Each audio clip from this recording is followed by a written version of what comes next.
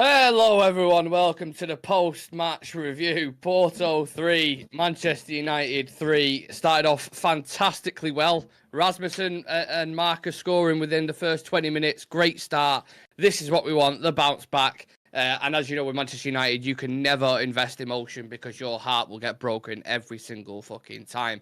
More space than the Galaxy, disjointed shape defensively and offensively, compact issues, no control over the game in large spells, individual errors everywhere. I don't think I'm missing anything out. There's probably something that the lads want to touch on. But just before you kick into gear, lads, because I know you're revving like a motorbike to get into this kind of review. Since Erik ten Hag joined the club in 2022, no Premier League club has conceded 3 or more goals in a match more times in all competitions than Man United. That's 24 times we've done that. Manchester United have just won one of their last 10 games in European competitions, 5 defeats, 4 draws, and 1 win, and that was against Copenhagen when Onana had to make the penalty save. Manchester United have won just 3 out of the 10 matches they've played across all competitions this season. They are now winless in 4. So with that, lads, who wants to kick us off? Please go for it. Adam, go for it, mate. I don't even know where do you even start? Where do you fucking start with that? I was actually going to say I can't remember the last time we won in Europe, and then you named it there. Start us off with the goals, because we'll start positive. Okay, yeah. There's so many negatives to discuss, so we've got to have something to cling on to, I suppose. Even looking back now, it's a bit hard to be positive in terms of the goals we did score. Okay, yeah. Rashford was a bit more direct, and it was probably the best we've seen them, I would argue, this season, actually, the most direct. And I know a lot of responsibility kind of goes on him with the goal, first goal, kind of not tracking back in that. But what he done, like cutting in, it was a nice, lovely piece of skill. And he done that 2 or 3 times in the game. Could have easily got more goals if he had more success. But goalkeeper has to be saving both goals. Like, really good assist too, but the Rasmus shot, goalkeeper gets a hand to it. If you get a hand to it, you should be stopping it. And then Rashford's goal, like, there's no defending it for the goalkeeper. I think the goalkeeper has to save that. And you think about it, if we didn't get lucky with 2 goalkeeper mistakes, I think we would have been cooked. Yeah. It's I think the goalkeeper, Sam, on those goals, though, it has to be said, he weren't great, was he, Diogo Costa? I mean, I saw an analyst who's been raving about this goalkeeper for ages, saying, "Oh, please put in a shocker tonight. Please have one of the worst performances of your life." And yeah, he didn't cover himself in glory for those goals, did he?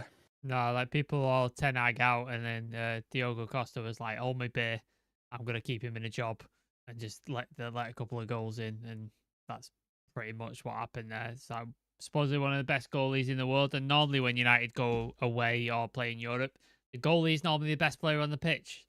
I don't know if anybody remembers Ammonia, the guy had not played for 2 years, was a United fan, and then had the absolute game of his fucking life for about 94 minutes before we scored like a late winner. So that's normally how it goes. So yeah, to see him 2 mistakes, you're thinking, oh, maybe it's our night. Maybe we're going to sort of push on here, and both our forwards have scored. Maybe we can get 3rd and we can sort of see this game out. But obviously it didn't go that way, did it? Yeah, Adam, you knew it was inevitable, didn't you? Just like, even after they scored, I mean, we could be fucking 4 goals up. And I still think the fan base would be worried about the game, about what's going to happen and where the goals are going to come from. It's just, it feels inevitable. It really, really does. I don't know if you remember the goals that we conceded at all. Like, there was a cutback, I think, where Martinez failed. Wait. We conceded a cutback. I'm in shock. I'm in yeah, absolute shock that we conceded Breaking a cutback. News, Jim White, we've conceded a goal that's been cut back. Breaking news. Yeah, and I'm trying to think of the other goals as well off the top of my head. That's the only one I remember, because I remember Martinez being outpaced, and we'll get onto the centre backs. I'm trying to think of the other goals. It was the one where it came in. It came in Samu, didn't he? Got hold of it and he sort of tweaked it and then put it thing. And then there was this spill from Onana where Mazraoui headed it and he spilled it out to him, and then the guy, I can't remember the guy who headed it in. Just the basics not being done, applied correctly in it, Adam, on those. Yeah, exactly. Like, I suppose, mark your man. Cover, Onana spills it, and then was it Was it Dallo or I Mazraoui? think Martinez. No, Mazraoui is the one who heads it and forces his Heads own it, man to okay. save, but I don't think Martinez reacts quick enough. And I think No. Rashford as well, likewise, doesn't track his man. If you watch that goal back, the first phase of the goal, he just lets him walk. He just watches him run into the box. And I'm like, So oh, we've been here So before. when I look back at it, all the goals came down our left side. That's what happened. Yeah. Yeah, basically. It says everything, doesn't it? We don't have a left back. The elephant in the room is Martinez, isn't it? Really, that's one Yeah. of it. I mean, there's a lot of By the way- elephants. It's fucking a safari at this point. But I mean, Martinez, I think we have to discuss him because I think he's been fucking pretty shit at the start of the season. As well, that Samu had Delete on fucking toast, by the way. Both the He centre just- backs were terrible. He just destroyed him. Terrible. And then, what the fuck was Dallo doing, by the way? This entire game, I have no idea what it was he was instructed to do, where he was instructed to stand. I don't know what he was doing. I really don't know. Mazraoui played him on side twice as well for one of the goals. And irritating. Sorry, I did. I asked you about Lissandro and we've gone off on a Sorry, tangent. Yeah, talk to me about the centre backs because they were shocking, weren't they? Yeah, it seems like, going into the start of the season, we were like, okay, Lissandro and De Ligt are going to be that world-class centre-back pair. And it hasn't been that. If you look at like how many goals in the last month is it? We've conceded 9 goals in 3 games. The Liverpool, the Spurs, and tonight as well. So 3 times. And it's been that centre-back pair. And you know who has actually...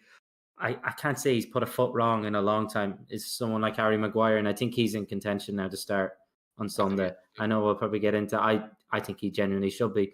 2 centre-halves. If Euro wasn't out, injured, I could see him going in. Yeah, he'd be in. Yeah. Exactly. Just the 2 have been so bad, particularly Lissandro.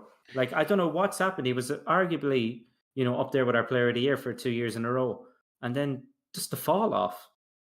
Since I suppose coming back from the injury, had a good FA Cup final in that, but just since coming back, he hasn't been great at all. You know what it is? Because the gap between, like, obviously Ten Hag wants to play this high press, like win the ball up, high up. But our 2 centre backs aren't that quick. So what they're doing is they're dropping back, way back, because they're so afraid of that ball behind, because they know they're not going to catch whoever it is. So they drop back and they drop back and they drop back. So then the gap between the midfield and defence is like you could put the Grand Canyon in there, and then all they have to do is play like one ball through our midfield, and they're in on goal, and then they're just facing their own goal every fucking time. On the manager, then why bring in De Ligt if you know you want to play this high line, you want to press right up as a collective? Why bring him in? Because he's not quick. Yeah, he's not that kind of defender. The amount of times I've referenced Van der Ven, Van Dijk, Saliba, Gabriel, all these centre backs because they're quick, they're physical, and they're tall, and they can deal with 1v1 situations. They can deal when it gets lumped up in the air, and they can deal when it goes in behind. Not both our centre backs, Martinez in the air. Look at that striker they had today. The physical profile, just a complete mismatch. Pace wise, complete mismatch because he got done on that as well. None of that back line convinced me. Mazraoui I loved when he first came in, but if you look at him off the ball today, wasn't great. Defensive line all over the gaff. We kill players, don't we? Like they come to our club and they just become shit. Like just pure shit. That's in cohesion, Adam, with the midfield as well, because I've been criticised before for talking about players who can run, but when you look at that OAP midfield in Eriksen, I know Eriksen got a couple of assists today, and that's fantastic. I know Casemiro he weren't awful, but that midfield, how many times do we have to? It's just shocking, absolutely shocking. Look, I think you get more pace at geriatric home, honestly. Yeah. Like in a simmer frame, there's 2 of them. Should be in a simmer frame. I know Kobe Mainoo wasn't in the match day squad, given what happened, I suppose, at the weekend going off with the injury. But we have someone who Ineos has spent 60 million on, who, like it or not, okay, he's maybe had a bit of an iffy kind of start, but he'll keep running for 90 minutes, he will. And he's an engine in him. Mm-hmm. Compared to the other 2. He's 24 as well. Yes. And Casemiro, 32, is Eriksen around the same age? Yeah, 31. Must be around the same age. Yeah, and then you have Porto's midfield. I can guarantee they're a lot younger anyway. Yeah, a lot more. It's just athleticism. That's what I'm saying. Exactly. Look at Liverpool. The reason why Liverpool turned us over so many times in the game is because you had Szoboszlai, Gravenberch, and McAllister, who are all really good winners and good at picking players' pockets, and that's how they killed us 3 times in the game.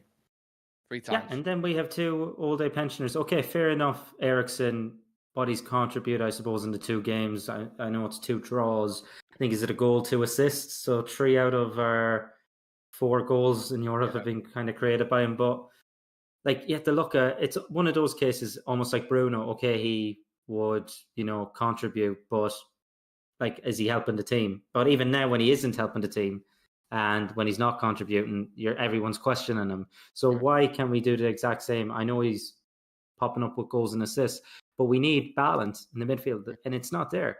Every time we're overrunning midfield, it's the sit. Come on, and I listen as well, even when I'm not on. It's always the same complaints, and you can see it a mile away before the game even starts. You're questioning it, and the only person who doesn't seem to get it is the fucking manager. We spent which I don't understand. We spent 60 million on Nagate, 70 million on Casemiro, 60 odd million on Mason Mount. Our midfield's still shit. Yeah. How's that fucking? We spent 180 million and our midfield is still a pile of wank. What are we doing? Like, what are we doing? Also, how many times, lads, did you see one long ball into the middle of the pitch and they are 1v1 without? And you were talking about spacing issues before and the gaps. It's first to second half, and I made a note of it purposely because I thought, oh my god, first half instantly, one long ball and the 1v1, and they could have scored. I know now look there. The first minute they were on us. The first minute they played a ball from the kickoff straight through the midfield, and they were in on goal. And you're like, this is not even a minute in, and you're already. I'm like, for fuck's sake, man, this is ridiculous at this point. Believe it or not, we've been 12 minutes into this review and we've still got shitloads of things to talk about. Bruno Fernandez red card, lads, talk to me about that because I don't know, it just nothing seems to be going right for him at the moment. I'm still pissed off with some things. I referenced him in the WhatsApp chat as just a kid who just lashes out at everything. He has no composure. He's like an agitated snake. He just wants to fucking attack everything. I don't understand it. The red card, was that the correct decision, do you think? I don't think it was. The only, I suppose, it shouldn't have been a yellow card in the first place, the first one, for me. And then, like, he's given into the pressure there.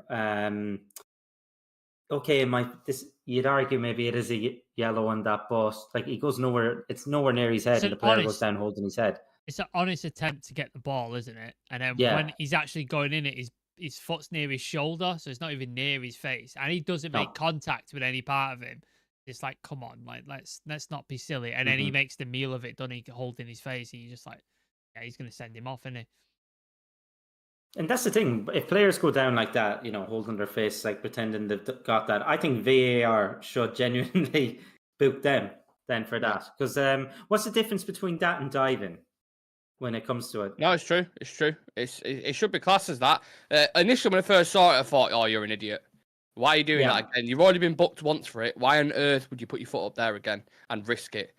Even if he wasn't close, even if he did put it on, even if he was, probably should be winning an Oscar for that performance. But with Bruno Fernandez at the moment, it's just nothing seems to be going right for the team. And that kind of bleed through the captain as well. Yeah, shocking. So he's going to miss a couple of games in Europe now, of course, unless that gets turned over like his other red card. God knows what's going to happen with that. Yeah, we go 3-2 down, lads. As soon as the centre-back comes on, and I can tell you unanimously in every group chat I was in, everyone was like, why the fuck is he bringing on Johnny Evans and Harry Maguire? At the time, I mean, I don't know, let's just explore the reasons before Maguire scored as to why he brought those two on. I thought originally when I saw him warming up, I was like, is he going to go to a back three? Is he going to stick to? He's going to take one of the centre backs off and one of the full backs off and go to a back three, and then just sort of put Anthony at full back and either have Mazraoui or Dalot on the attack, and then just have either De Ligt, Evans, and Maguire or Leacher, Evans and Maguire. I thought he was going to do that, and then he took both centre backs off. I was like, I could not think of a single reason why he was doing it. There's not a single reason in my head, like, other than, like, obviously, and except, do you remember when Maguire got put up front? Do you remember that in the Europa League? Sociedad. Yeah. I'll put Ronaldo. I'll never forget it. What a partnership. Like, that's the only reason why I was like, is he going to do that again? Is he going to stick Maguire up front? Yeah. But he wasn't. He's playing, so I can't explain it. Cannot explain it. Oh. Adam, what was your thought process when it first initially came on? I laughed. I'm not gonna lie. I was like, I don't know what he's doing. You need a goal, and you bring on these two. I think I put it in the group chat as well. I said, we need a goal, and he brings on two centre halves, and you're just thinking, what's this? But I suppose the one thing Harry Maguire does bring is, especially for set pieces, is his kind of aerial ability. And I thought we might see more of that with the lip, but it hasn't. I know he's got a goal here and there, but compared to Maguire, I think Maguire's more of a bit threat. And there was a moment of a bit of stupidity from him, and it was trying to play the offside trap. But this is one thing I've noticed with Managerial. Okay, he had a really good start, but he's been caught a few times when the rest of them have been trying to play offside. Maguire trying to play the offside trap is like when an old man gets his coat caught on the fucking door. That's what it looks like. He looks so awkward. Do you remember the we've spoke about this before? You had Eriksen, Casemiro, Maguire all within that sort of that pitch. You know the bit in Jurassic Park where the Brachiosaurus are coming over the hill, and then they sort of turn around and they're like, they move in herds. They do move in herds, and it's just like, that's what it was like. You just like, for fuck's sake, man. Do we have any dynamism, any pace anywhere on this fucking pitch? Imagine, obviously Maguire scored, but imagine me in Porto and think, right, lads, we're smashing it here. You look to the side, you see, oh, shit, what subs are they bringing on? And you see that partnership, you're like, oh, right, okay. No worries. Yeah, sweet. Happy days. Bizarre. Very, very bizarre. He makes the weirdest of subs ever. And he seems to have a reoccurring theme now of bringing centre-backs on in the 80th minute. Yeah. You know what I mean? You're like, what? Like, obviously, he scored. It works. Maguire, but I don't think that was his sole reason. How often is that? How often is that going to pay off? Yeah, that's. I mean, he's like 20-1 to score in the last 10 minutes or something like that. Quite literally is a gamble. Yeah. Right, I'm going to go to the comments because we neglected him for a bit. So how are we all feeling, ladies and gentlemen? Talk to me, people. Let's get some shit off your chest. Let me burp first. Not somebody shitting on your chest. No, please not. We just had to turn on the pitch there in Porto. Bringing off the 2 goal scores, Rashford looked gets subbed off at half time, takes off. He's injured, Rashford, so that's why he got subbed. I bloody hope so, because if he's not injured and he's done that deliberately, he's injured. He's injured. A fucking moron. Andy Williams says the road to 40 point standards is set. 40 points. Oh my god. Absolute madness again. That's from Tim99. Brian saying started okay, reverted to form soon after, snatched a late draw in the game. No one gave us a chance in before kickoff. Did anyone see us scoring 3? I didn't see us scoring any before the first 2. This thing he's doing with Dallo and Lissandro is brain dead. Stop making Dallo invert. Leacher cannot defend the channels. He's brain dead. I think he thinks he's brain dead. Just play the under-18s for the rest of the season. Absolute shit. 0 tactics. People are livid, and rightfully so. Richard saying, Harry Maguire saved us tonight. That says it all. Also, this is not the Porto of Hulk and Deco. It's a very mediocre side. People going in on Dallo. I mean, yeah, people are just unhappy, which is, I absolutely understand it. Lissandro Martinez only good at defending an 18-yard box. Yeah. The tactics are making our players look shit. Nick Bruno will only miss 1 game in Europa League because 2 yellows means you miss 1 game. Oh, right. Great. Yeah. I mean, the more games he misses, the better at this point. By the way, that is the first yellow card that Ruud van Nistelrooy has received since 2000. Is it 13, Adam? Yeah. 10, I think. 2010. 2010. Can I just say as well, for all the people who are kind of pushing for Ruud van Nistelrooy, and I understand it, I get it, club legend, his manager, etc. I've got a video coming out of Ruud van Nistelrooy, how United could line up and how that could look. He plays a very similar way to Erik ten Hag. All Dutch managers seem to play very similar football. Yeah. So yeah, that the grass isn't always greener on the other side. I mean, you can't get much worse than what we're playing at the moment, I don't think. But yeah, the manager, lads, we have to touch on him because the obvious thing is he needs to go. I think we're all in unison with that, right? Or does anyone think any different? The only issue I have is who the fuck comes in. Who do you get? Because Thomas Tuchel apparently turned us down due to lack of control over the recruitment, I believe. I believe that's why he turned us down. Obviously, that's not changed, and it's not going to change. So who do you get? Can I just say, sorry, I know I just asked you a question. I was wrong. He took Rashford off because it was rotation, not an injury. What? What? Are you serious? Is that what he said? just said that in an interview with TNT. Oh, he's fucking losing it, man. He's losing it. That is bizarre, isn't it? How Like, on earth? Ahmad was having a quiet game, so if we would have took Ahmad off, I was like, all right, fair That's enough. what I thought was going off.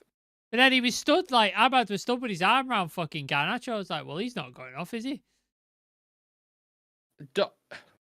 This stuff that's coming out from the manager, we've got to get into this, lads. I'm sorry, this part where we were discussing, we've got to get into some of this. So, we are in the process. Just wait. Don't judge us in this moment. Judge us at the end of the season. I'm judging you now, mate, because you're shit. We have to rotate Garnacho. We did not start him, so we need to be fresh. After conceding, we better on the ball, keep switching. We had a good plan. Obviously, this guy's fucking deluded, man. Honestly, he's absolutely deluded. We started the game very good, but we lost control. We finished. That should be his tagline for every fucking game. We started the game very good, but we lost control. We finished the game very good. Did he mention trophies at any point? No, I mean, you could ask fucking Ten Hag what he had for his dinner and he'd say trophies. The Man United dressing room door is still closed. So obviously there's a bit of beefings going on there. I'd say the hairdryer, but Maguire's bald. Ten Hag's bald, so I don't know if there's a hairdryer in there. Yeah, lads, the manager, sorry, let's go back to that. That's bad. That's really bad. He was arguably our best player. Yeah. At that point, you're just hoping, he'd come out and even bullshit and just say, even if it was for rotation, just bullshit and say, he picked up a bit of a knock. But I can't imagine Rashford's going to be too happy with that. That is a shocker. An absolute shocker, that. He was the best player on the pitch at the time. Yeah. I don't think I've ever really seen anything like that before. The player who's the last person you take off. He was probably the last player you take off on the pitch tonight, and he takes him off for rotation. That's one of the most bizarrest subs I've ever seen. He's done it He's done it all season. Up to the point when he brought two centre backs on. Yeah. Well, I don't know actually. That's a debate in itself, isn't it, Sam? He's done it all season though. He's dropped he did. Well, you can call it dropping or not, whatever you want to call it. Against Crystal Palace, like Rashford's in form. He scored goals, and he goes, "Nah, I'm playing Garnacho," and you're like, "You've been playing Rashford through terrible form for the last season, and I was begging you to take him out of the team. As soon as he hits any sort of form and he's playing well, you go, nah, I need to take him out of the team."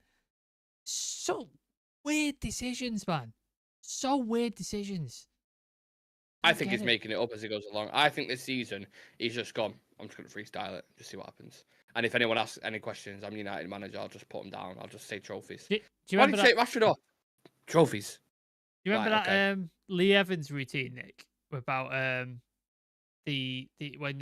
somebody tries to deliver something? It's like, when are you going to re-deliver it? Oh, that is the mystery of delivery. Maybe sometime in the morning. Maybe tomorrow. Maybe not maybe at all. Not at all. That's what he's answering. He's answering questions with other questions and then putting riddles in there. And then the journalists are like, I don't know what to write in this copy anymore. I'm just going to fucking write like, oh God, I don't even know anymore. Yeah. Every answer from now on is going to be trophies. He's the upsetting thing is, Adam, the longer he stays, he's becoming a meme, innit? It is. It's becoming laughable at this point, and it's sad because I probably had the most faith in this manager out of all the managers we've taken on, just like up and coming. But I don't know what it is. It seems like we're just a poison chalice at this point since Sir Alex has left. Like, we've had really good managers come. We've had the experience. We've had the winner. We've had, I suppose, the manager's choice at the time.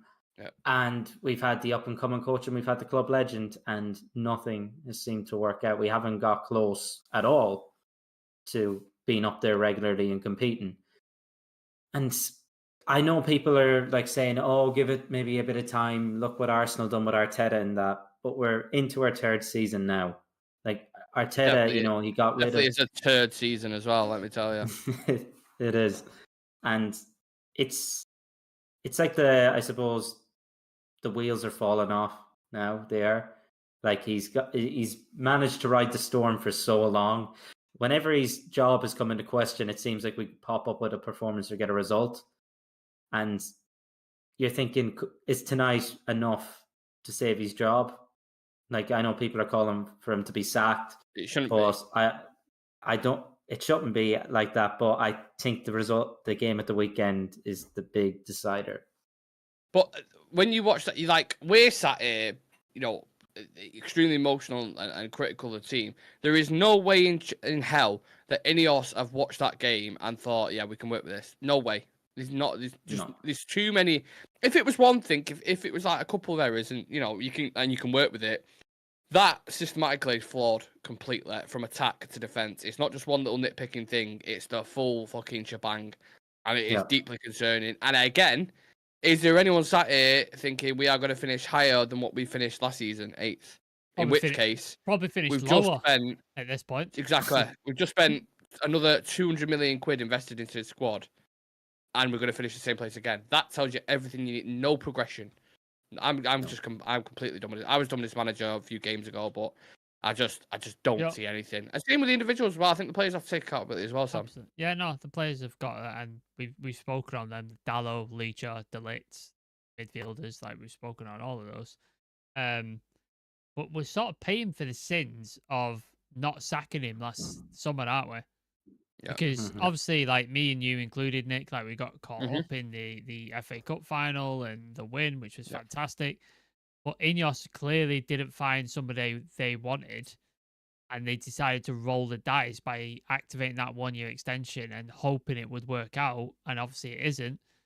And now you start thinking, should they have just let him go and like then gone to Tuchel and been like, look, what's it going to take to get you? Because now that's probably off the table, I reckon, because they're not going to go back to him with the empty bowl, are they? And be like, oh, please come, because then all the power's on the manager. So yeah, it's we're paying for it, man. We're paying for it now. Let's do a poll in it, and we can just comment your answer in the chat. Is there anyone in the chat right now who would keep hold of this manager? I'll put a poll. I'll put a poll right now. Anyone, and I'll go through the comments as we do that. Oh. Again, there's quite a lot. Like I said to Sam yesterday, trying to figure out Eric Ten Hag tactics and subs is like trying to figure out what colour the number 7 smells like. Stop knocking old people. Anyone against Ollie coming back? Yes. No, not doing that. Not doing that. No, not doing that. It was bad at the end. People forget how bad it was at the end. Liverpool game, the Watford game, always. Yeah. No. Spurs. You moved on from that now. We need a world class coach who's gonna fucking make us. So I said Tuchel in the chat. I'd love someone like him at the moment. I just think I look at the impact he had when Lampard was at Chelsea. As soon as Tuchel came in, he just shored them up instantly. Compact, solid defensively. The air games are 1-0 or 2-0. But I'd much prefer that than what we're watching at the moment. I mean, for a neutral, it's great. I bet their viewing figures United for the games recently have gone right up. I bet it's skyrocketed because neutrals are just like, okay, now can't wait for this. TalkSport producers are wanking themselves to they're loving right it now, aren't they? Yeah, they are just fucking. Oh, we get to talk about United again.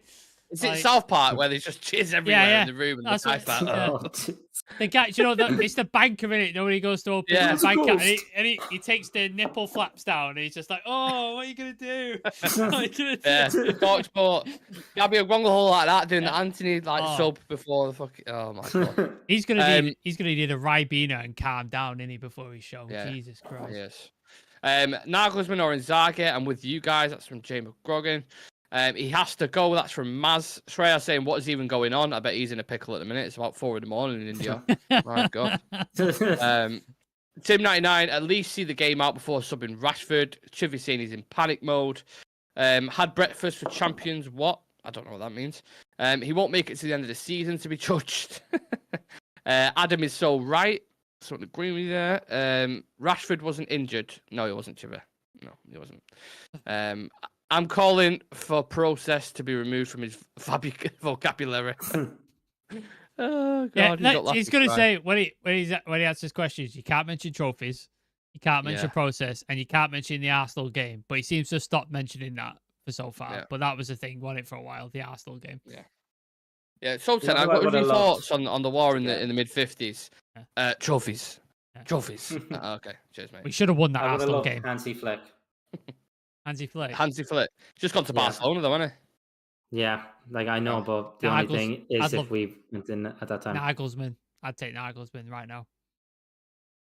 Look, I'm guilty of it too, but was in favour of keeping the manager on after the FA Cup final. I think we all kind of got sucked back in. We did. You can't But- look. I said it to Jimmy on the match preview before we went before the game kicked off. You can't blame fans for it because obviously you get wrapped up in that emotion. It's such a big thing beating Man City in the final. What I football appreciate is? people. What football's about. Yeah, Like, doing yeah, that. emotion, heart on your sleeve. Let's give him a chance. He's just won it. Like, you can't blame people for having that care side of the emotion. I'll tell you one thing now, though. I'm turning into a fucking robot supporter in his club because I'm not. My tether with managers is getting shorter and shorter and shorter and shorter. But the next one that comes in now, for people to then say to me or to us, let's give it patience. This is a process. We've been in a process for 12 fucking years. 12 years we've been in a process. By the way, in the chat and YouTube, did any of you celebrate the Maguire equaliser? Because I didn't. No, me and Adam had a conversation before you jumped to the Discord. I was and we both said I didn't celebrate it. I went in and I went, it was that bad. No. And my girlfriend went, yeah. I was like, okay. That was it. I was critical of Maguire for celebrating it. That's what when he ran over the corner. Did he celebrate? Yeah, it was like a bit of a. And I think no. Read the room. Pick that ball up. Get back to the halfway line and crack on. We've got an equaliser against Porto. Like, what are you talking about? It's a team who just lost the Bodo Glimp with 10 men. I thought we had one more chance there with the free kick at the end, but the ref blew the whistle.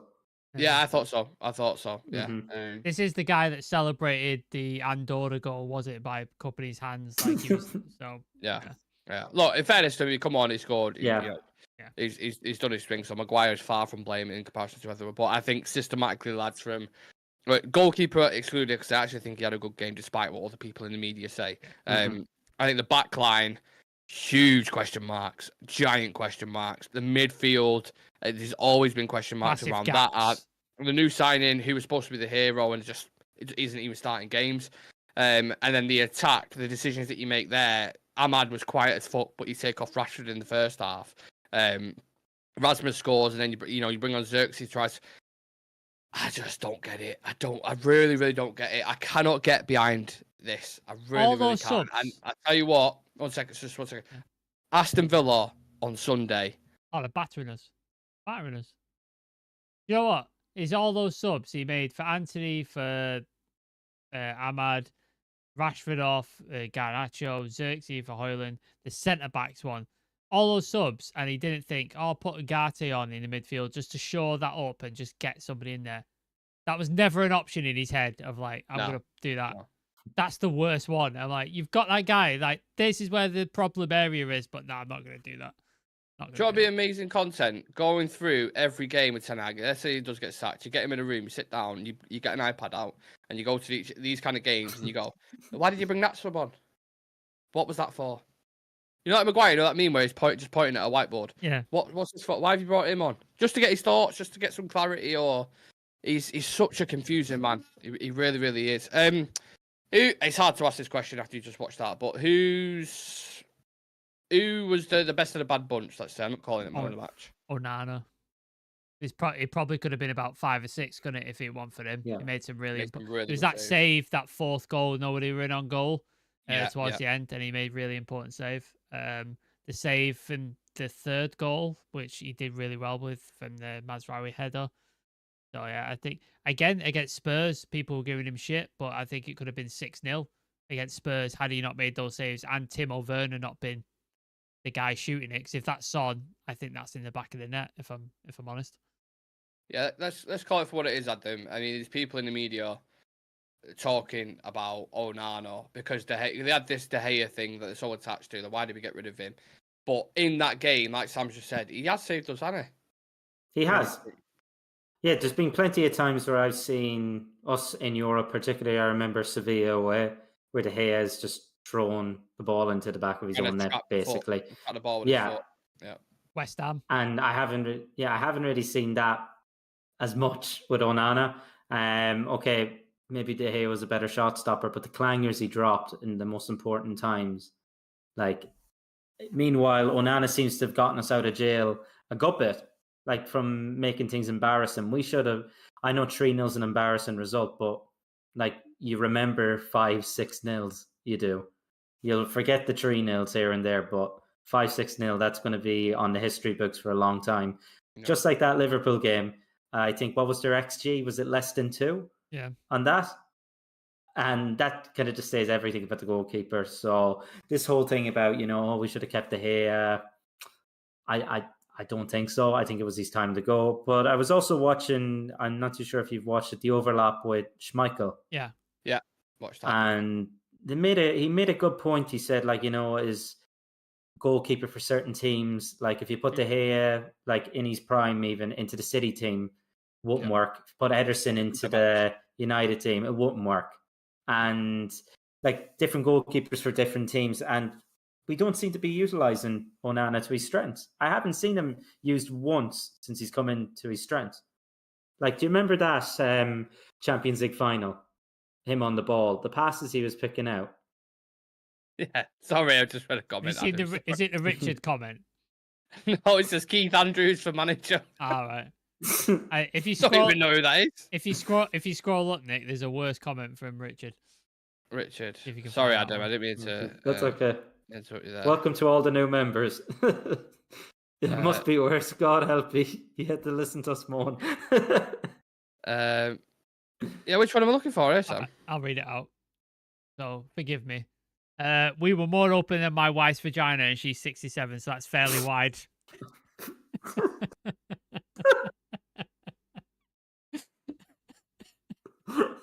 She's 67, so that's fairly wide. Yeah.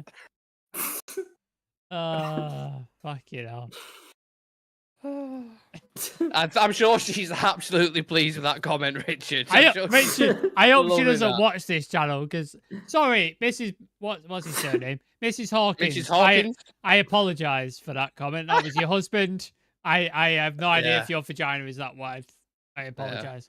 He's probably in bed on the phone now, struggling to turn down the volume as we're talking about this. Shut the fuck up. Rich is in the doghouse now. Yeah, he certainly is. Get on the sofa, lads. Get on the fucking sofa. I mean, I've heard United described in some ways, but that is a first on the channel. But if you don't laugh, you cry, I suppose. That's the way we've got to take it. I'm just double checking, see if there's any more crazy quotes. Comments. What? At least Richard's getting entertained, though. I've just seen UTFR saying Mrs. Hawkins and then put an emoji of a beaver.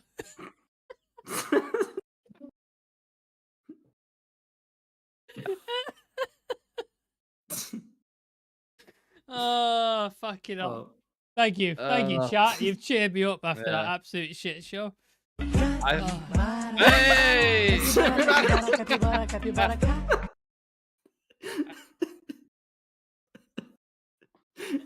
Been a while.